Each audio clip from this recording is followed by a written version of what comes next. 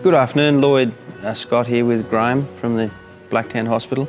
We're in some of the rooms today, and I noticed that the ward staff and nurses, they were in and out very quickly. Is that the general feel, the vibes everyone's getting? Yes, so before a general stock interaction would take anywhere between 2 minutes to 10 minutes, depending on which storeroom you were in within the hospital. That's due to poor labelling, no gathering of the same stock items together. Now with the vibrant colour labelling that SpaceLogic has provided, 30 seconds is the max interaction.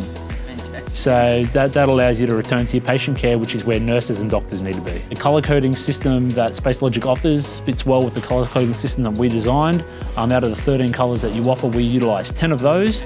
The vibrant colours allow for the fast location of stock, which was a big thing that our nurses and our consumers needed. They were spending too long when their job is patient care, so the vibrant colours that you guys offer has really helped in the location of stock. When we added it up, we did surveys before and after, so post and pre and post.